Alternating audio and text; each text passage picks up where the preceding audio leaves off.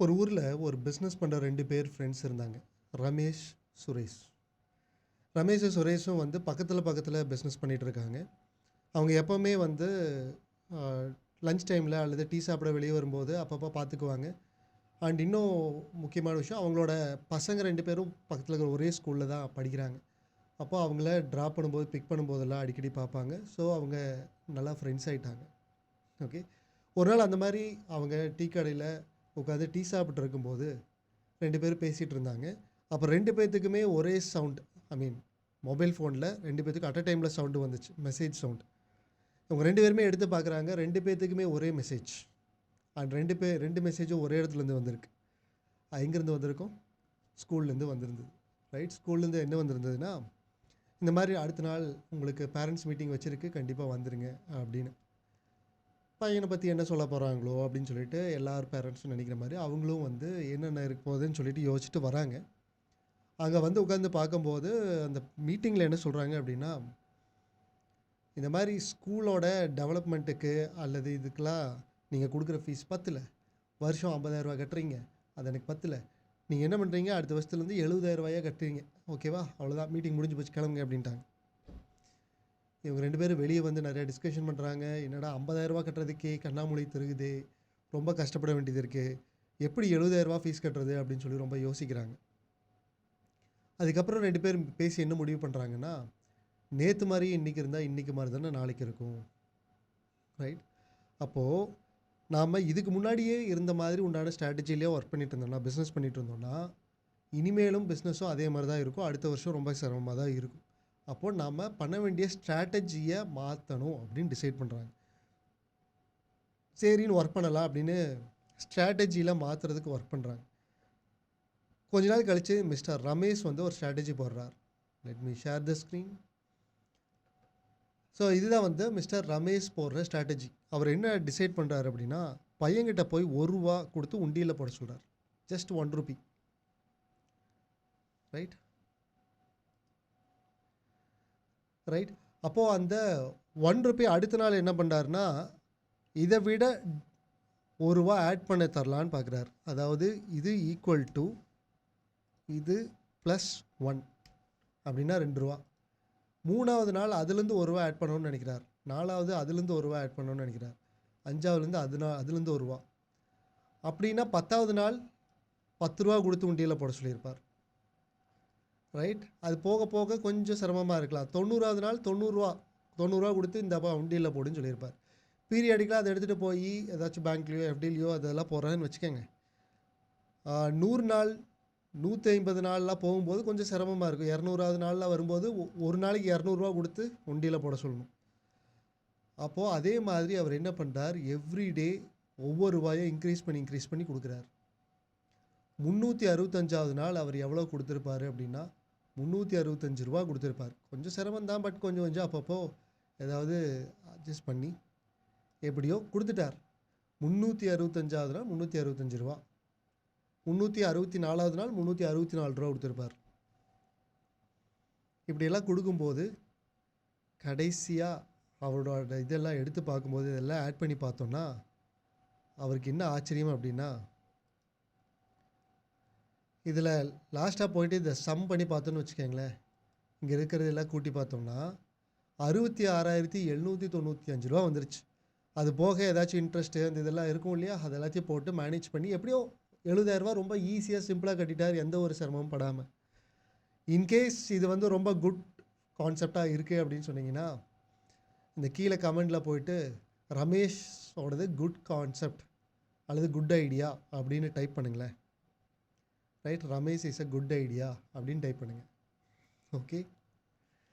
ஆனால் மிஸ்டர் சுரேஷ் வந்து என்ன பண்ணுறாரு அப்படின்னா, அவர் வேறு மாதிரி உண்டான ஒரு ஸ்ட்ராட்டஜி போடுறார். இந்த ரமேஷ் போட்டிருந்த ஸ்ட்ராட்டஜிக்கு பேர் வேல்யூ ஆடிங் ஸ்ட்ராட்டஜி. எவ்ரிடே வேல்யூவை ஆட் பண்ணுறார். மிஸ்டர் சுரேஷ் என்ன ஸ்ட்ராட்டஜி போடுறாருன்னா, வேல்யூ காம்பவுண்டிங் கான்செப்ட்ஸில் இவர் பண்ணுறாருன்னு நினைக்கிறார். இவரோட ஸ்ட்ராட்டஜி எப்படி இருக்குதுன்னு நான் சொல்கிறேன். இவர் என்ன டிசைட் பண்ணுறாருன்னா, ஒரு வாரம் ஃபுல்லாக ரொம்ப சின்சியராக முதல்ல ஒர்க் பண்ணதை விட இன்னும் அதிகமாக ஒர்க் பண்ண போகிறேன். ஆனால் ஒரு வாரம் ஃபுல்லாக ஒர்க் பண்ணுறேன் இல்லையா, அதுலேருந்து நான் சம்பளமாக ஒரே ₹1 எடுத்துக்க போகிறேன்னு சொல்கிறார். ரூபானா 1000 ரூபாயா, 1,00,000 1 கோடியா அப்படிலாம் கேட்டால் ஜஸ்ட் ஒத்த ரூபா, ஒரே ஒரு ரூபா மட்டும் எடுத்துக்கிறேன்னு சொல்கிறார். ரூபா எடுத்துகிட்டு போய் எப்படி சார் குடும்பம் நடத்த முடியும்னு நீங்கள் கேட்டிங்கன்னா, அவர் வந்து எய்தர் அவரோட சேவிங்ஸ்லேருந்து எடுத்துக்கலாம், யூஸ் பண்ணிக்கலாம், அல்லது கடன் வாங்கிக்கலாம். ரைட், அது அவரோட ப்ராப்ளம். பட் அவர் எப்படியோ மேனேஜ் பண்ணிட்டார். ஓகே, அவர் ஆல்ரெடி வச்சுருந்ததையோ கடன் வாங்கியோ எப்படியோ அவர் மேனேஜ் பண்ணிட்டார். ஆனால் ஒரே ரூபா மட்டும் எடுத்துகிட்டு போகிறார். அடுத்த வாரம் ஒரு வாரம் ஃபுல்லாக ஒர்க் பண்ணி போன வாரத்தை விட டபுளாக எடுத்துகிட்டு போகணுன்னு நினைக்கிறார். இன்டூ 2 அப்படின்னா 2 ரூபா ஆகிடுச்சு. ரைட், டபுள்னு சொல்கிறதுக்கு பெருசாக தான் சார் இருக்கும். ஆனால் வேல்யூவாக பார்த்தா வெறும் 2 ரூபா தானே சார் அப்படின்னு சொன்னீங்கன்னா, எஸ் 2 ரூபா தான். அடுத்த வாரம் அதை விட டபுளாக, அடுத்த வாரம் அதை விட டபுளாக, கிட்டத்தட்ட 4 வாரங்கள், கிட்டத்தட்ட 1 மாதம் ஆகிடுச்சு. எல்லாத்தையும் கூட்டி பார்த்தோம்னா 15 ரூபா தான் வந்துச்சு. ஒரு டீ பன்னுக்கு கூட வராதே சார் ஒரு மாதத்தோட இது அப்படின்னு கேட்டால், எஸ் அஃப்கோர்ஸ். அதான் சொன்னேனே, அவர் கடன் வாங்கியிருப்பார் அல்லது சேவிங்ஸ்லேருந்து எடுத்து யூஸ் பண்ணியிருப்பார். பட் இதுதான் கான்செப்ட். சரி சார், அந்த அதிகமாக ஏர்ன் பண்ணுறாரு, அதிகமாக உழைக்கிறாருன்னு சொன்னீங்க. அப்போ அந்த உழைக்கிறதோட வருமானத்தில் எங்கே போய் இன்வெஸ்ட் பண்ணுறாருன்னு கேட்டிங்கன்னா, அவரை இம்ப்ரூவ் பண்ணிக்கிறதுக்கும் பிஸ்னஸை இம்ப்ரூவ் பண்ணுறதுக்கு உண்டான டூல்ஸ்லேயும் இன்வெஸ்ட் பண்ணுறார். அவரை இம்ப்ரூவ் பண்ணுறதுனா அவருக்கு உண்டான துறை சார்ந்த அறிவை இம்ப்ரூவ் பண்ணுறதுக்கு தேடி போய் நிறையா லேர்ன் பண்ணுறதுக்கும், அண்டு பிஸ்னஸுக்கு நிறையா டூல்ஸு, சாஃப்ட்வேரோ வேறு என்னெல்லாம் வேணுமோ அதெல்லாம் இம்ப்ரூவ் பண்ணுறதுக்கும் அவர் திரும்ப எல்லாத்தையும் அதிலேயே போடுறார். அதிலே போடும்போது ஒவ்வொரு லெவலாக இன்னும் இன்க்ரீஸ் ஆகிருக்கும் இல்லையா? அப்படி இன்க்ரீஸ் ஆனால் கூட அடுத்த வாரம் திரும்ப அதை விட டபுள், திரும்ப அதை விட டபுள், திரும்ப அதை விட டபுள், கிட்டத்தட்ட 10 வாரம் டபுள்னு பார்த்தா கூட 10 வாரம் கழிச்சு தான் 1000 ரூபாயே வருது. காம்பவுண்டிங் அப்படிங்கிறது உலகத்தோட 8வது ஒண்டர்னு சொல்கிறாங்க. காம்பவுண்டிங் எஃபெக்ட்னு ஒரு ரொம்ப ஃபேமஸான ஒரு புக் இருக்குது. டாப் 20% இருக்கக்கூடிய சக்ஸஸ்ஃபுல்லான புக்கில் காம்பவுண்டிங் எஃபெக்ட்னு ஒரு புக் இருக்குது. அதை வாங்கி நீங்கள் படித்து பாருங்கள். அண்ட் காம்பவுண்டிங் எஃபெக்டை பற்றி சாட்ஜிபிடியில் அல்லது கூகுளில் நிறையா சர்ச் பண்ணி பாருங்கள். அண்ட் மிஸ்டர் வாரன் பஃபட், உங்களுக்கு தெரியும், இன்வெஸ்டர், பெரிய world known best investor, highly successful investor. அவர் என்ன சொல்கிறாருன்னா, இந்த காம்பவுண்டிங் எஃபெக்ட் தான் உலகத்தோட 8வது அதிசயம் அப்படின்னு அவர் சொல்கிறார். இவ்வளோ பேர் காம்பவுண்டிங்கை பற்றி பெருசாக சொல்கிறாங்களே, ஆனால் காம்பவுண்டிங் இவ்வளோ கேவலமாக ஒர்க் ஆகும்னு யோசிச்சிங்கன்னா என்ன, இதோட இது வந்து ரொம்ப கம்மியாக இருக்குது. 10 வாரம் ஆகிப்போச்சு. 10 வாரம் கழித்து ரிசல்ட் எவ்வளோ வந்திருக்கு? வெறும் 1000 ரூபா தான் வந்திருக்கு. அப்போ யார் சார் போய் காம்பவுண்டிங் யூஸ் பண்ணுவாங்க அப்படின்னா, மிஸ்டர் சுரேஷுக்கு காம்பவுண்டிங்கை பற்றி ஒரு விஷயம் எக்ஸ்ட்ராவாக தெரிஞ்சிருக்கு.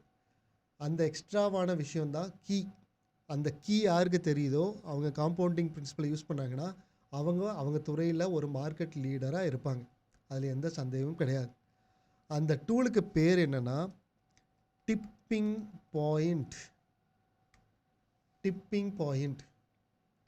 காம்பவுண்டிங் எஃபெக்டில் டிப்பிங் பாயிண்ட்டுன்னு ஒன்று இருக்குது. அந்த டிப்பிங் பாயிண்ட்டுக்கு அப்புறம் தான் வளர்ச்சி இருக்கும்னு சுரேஷுக்கு நல்லா தெரியும். சுரேஷுக்கு டிப்பிங் பாயிண்ட் எப்போ வரணுங்கிறதும் தெரியும். எப்போனா 18வது வாரம் வரும். 10 வாரத்தில் வரல. ஆனால் இப்போ நான் வந்து இது இழுத்து கொண்டு போய் 18வது வாரத்தில் விட்டேன்னா, you will be amazed to see the result. 3, 2, 1 boom. Value is 1,31,000 ரூபா ஒரு வாரத்துக்கு உண்டான சம்பளமாக அவருக்கு கிடைக்கும். அவர் அப்படியே பண்ணிகிட்ருக்காரு அப்படின்னா 18வது வாரம் அவரை டோட்டலாக அவர் அப்கிரேட் பண்ணிகிட்ருக்காரு. பிஸ்னஸையும் அவரையும் அப்கிரேட் பண்ணுறாரு அப்படின்னா, அப்போ ஒரு வருஷத்தில் எவ்வளவு வாரங்கள் இருக்கும்? 52 வாரங்கள் இருக்கும். 52 வாரங்களுக்கு அப்போது ஒவ்வொரு வாரம், இப்போ அடுத்த வாரம் பார்த்திங்கன்னா 2 லட்சம், அதுக்கு அடுத்த வாரம் பார்த்திங்கன்னா கிட்டத்தட்ட 5 லட்சம். ரைட், டிப்பிங் பாயிண்ட்டு தான் மேஜிக். ஸோ அடுத்தது 52வது வாரத்தில் கொண்டு போய் விட்டோம்னா எவ்வளோ வந்திருக்குன்னு நீங்களே யோசிச்சு பாருங்கள். லெட் மீ கெட் இன்டு இது எல்லாத்தையும் ஆட் பண்ணி பார்க்குறேன். இது எவ்வளோ வந்திருக்குன்னு நான் பார்க்குறேன்.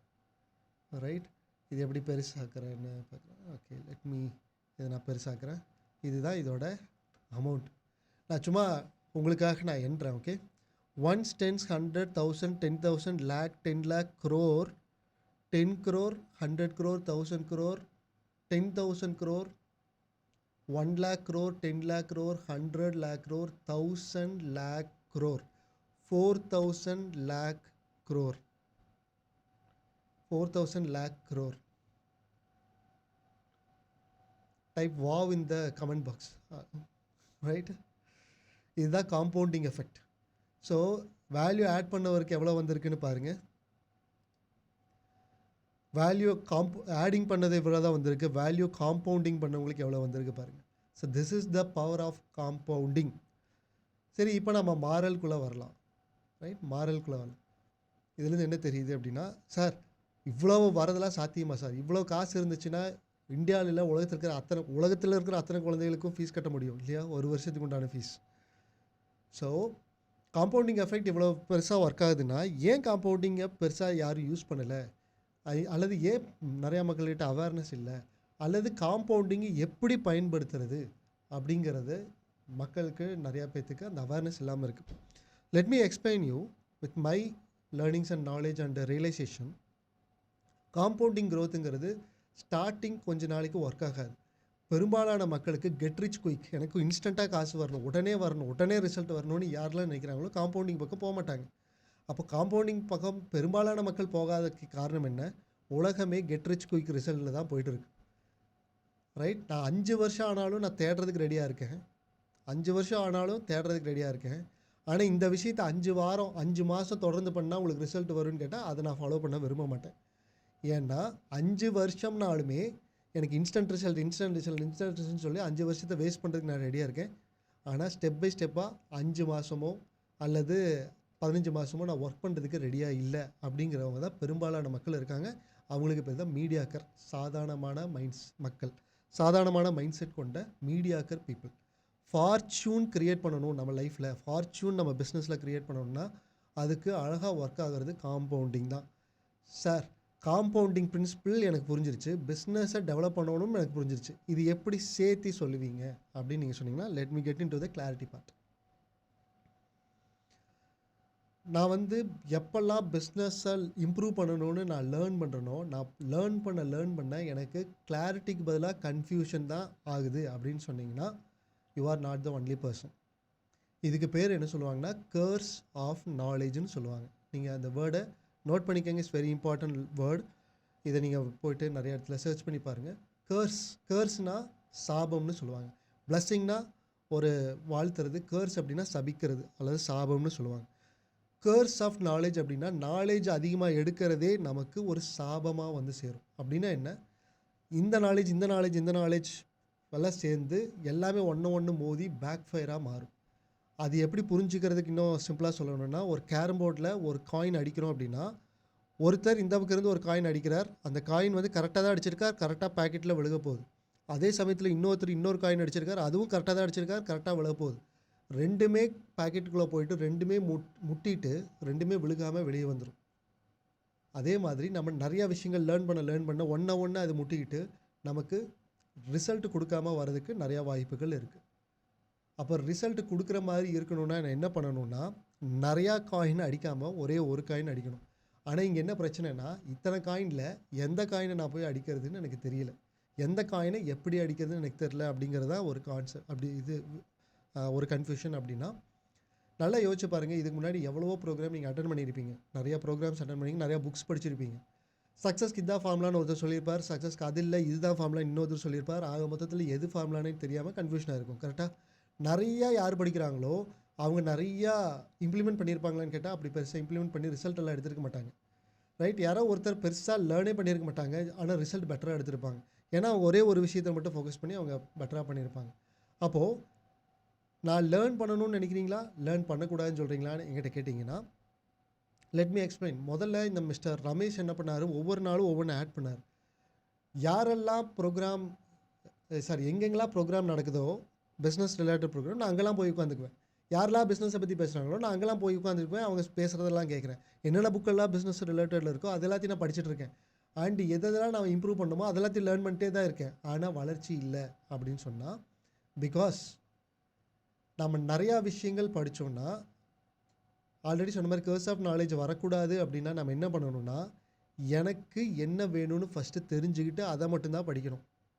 இதுக்கு பேர் இந்த கர்ஸ் ஆஃப் நாலேஜுக்கு ஆப்போசிட்லி இன்னொரு வேர்டு சொல்கிறேன், please note it down. This is the keyword which is என்னது, இன்ஃபர்மேஷன் டயட்.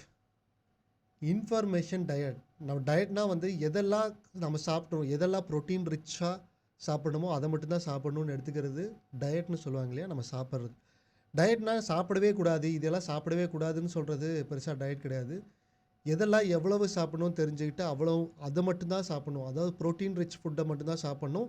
அதுவும் லிமிட்டும் அதுக்கு தகுந்த மாதிரி எடுத்துக்கணும் அப்படின்னு சொல்கிறது தான் டயட். அதே மாதிரி நம்மளோட ப்ரோட்டீன் அப்படிங்கிறது, இன்ஃபர்மேஷன் அப்படிங்கிறது நம்ம பிஸ்னஸுக்கு இமீடியட்டாக எது வந்து ஹெல்ப்ஃபுல்லாக இருக்குமோ அதை தெரிஞ்சுக்கிட்டு அதை மட்டுமே நம்ம எடுத்துக்கிறோம் அப்படின்னா அதுதான் இன்ஃபர்மேஷன் டயட். அந்த இன்ஃபர்மேஷன் டயட் எடுத்துக்கணுன்னா என்ன வேணும்னு சொல்லுங்கள். உதாரணத்துக்கு நம்ம என்ன ப்ரோக்ராம் வேணாலும் போய் அட்டன் பண்ணலாம். ஆனால் அட்டன் பண்ணுறதுல எனக்கு தேவையான விஷயம் இதுதான்னு எடுத்துக்கணும். அன்னப்பறவை வந்து அந்த இது சொல்லுவாங்க இல்லையா, தண்ணியும் பாலையும் கலந்து வச்சா பாலை விட்டுட்டு தண்ணி விட்டுட்டு பாலை மட்டும்தான் குடிக்கும்னு சொல்லுவாங்க. அது எந்த அளவுக்கு எப்படி இதுன்னு தெரியல எனக்கு. பட் நாம் இந்த மாதிரி உண்டான ஒரு இதில் அன்னப்பறவையோட ஒரு கான்செப்ட் எடுத்து நம்ம இம்ப்ளிமெண்ட் பண்ணுறோம் அப்படின்னா எந்த ப்ரோக்ராம் வேணாலும் நம்ம அட்டன் பண்ணலாம். அதில் நமக்கு தேவையான விஷயத்தை பிக் பண்ணி எடுக்கணும். நமக்கு தேவையான விஷயத்த பிக் பண்ணி எடுக்கணும்னா நமக்கு என்ன வேணுங்கிற கிளாரிட்டி நமக்கு இருக்கணும். அதுக்கு வந்து வின்னு சொல்லுவாங்க, WIN, clarity in win. Win அப்படின்னா வாட் ஐ நீட், எனக்கு என்ன வேணும்னு தெரிஞ்சால் what I need is win, WIN. Clarity in win, clarity in what I need. அப்போ clarity makes the result, makes the huge difference. அப்போ கிளாரிட்டி இல்லாமல் இருக்கிற வரைக்கும் கர்ஸ் ஆஃப் நாலேஜாக இருக்கலாம்.